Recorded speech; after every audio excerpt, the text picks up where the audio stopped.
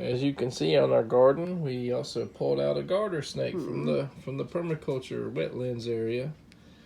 It's a common garter. It's not a baby, but it's not a subadult yet. Hi, pretty. Oh, so pretty. These guys do not like to bite. Hi. They will musk you, which they've already musked me a few times. Hi. He's like Alright, hold on. Alright, let's see if we can get it good. If you can focus in. Not easy to focus on something like this. Goes out of focus about as fast as we go into focus. Okay, well, we're going to let him go back in the garden. We're not scared of snakes around here. We like them, right? No, we like them. Found this guy right here, just kind of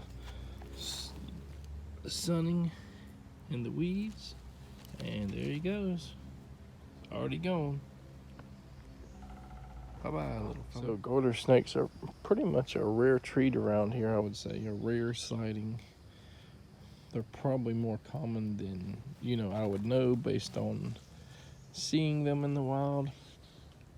But a long time ago, I actually released a mama and a whole litter of garter snake babies here.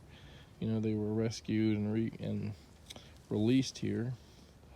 For the first 2 years or so, I would see the same ones a few times. And after that, it's like, every 2 to 5 years I see one. About 2 years ago, I seen a blue garter, which was beautiful, but it was in the dewberry vines.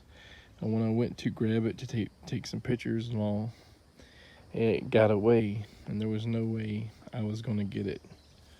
But you seen how fast that one just blended in the weeds, and that's kind of an important part of permaculture is these weeds give animals like that the ability to hide from predators. So having 2, 3, 4 foot weeds,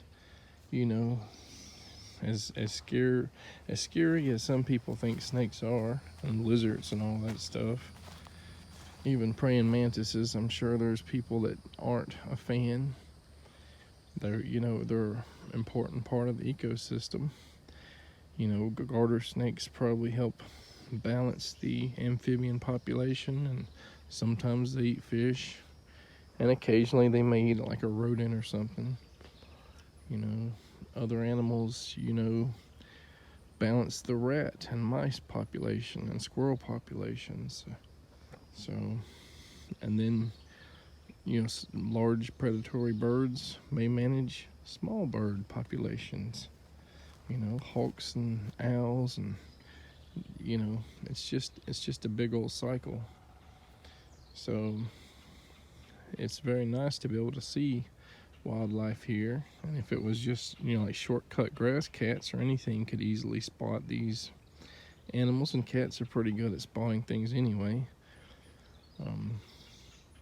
But yeah, I welcome these animals, and even water moccasins, we occasionally get them here.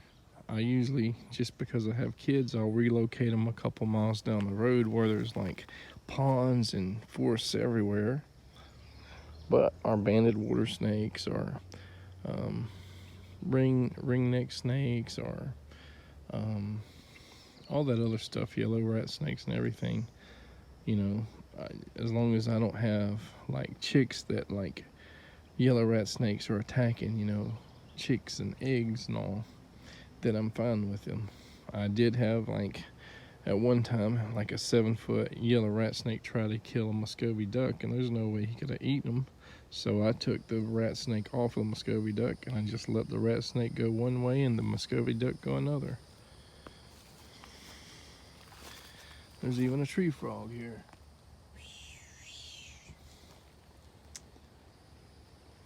So yeah, we have to find a balance sometimes. I just noticed that the elderberries in the wetland area are just now getting their blooms right there. They haven't even opened all the way yet. What I'm noticing right away is they're not super fragrant. They're, maybe about like the native or just slightly above the native elderberry fragrances. There is pretty much little or no like red or purple tint on the stems, but the flower heads are, you know, they're large. You know, they're not near as large as my one, you know, about 400 foot away from here that I consider the best so far. But we'll see how this does long term, and it's getting ready to bloom all over the place. As you can see, there's going to be a head, there's a head, there's going to be a head. There's one there that's fixing to open, another one right behind it about a foot. Yeah, it's fixing to be in like full bloom. I can't wait to like hear how much buzzing's going to go on in the next week or two here. So, wow, look at all this goldenrod coming up here. I mean, hundreds of them here.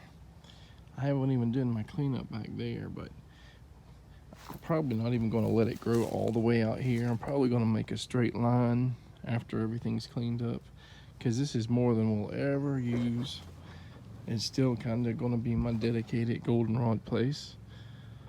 But I may be able to put something else, you know, more shade loving around here as well.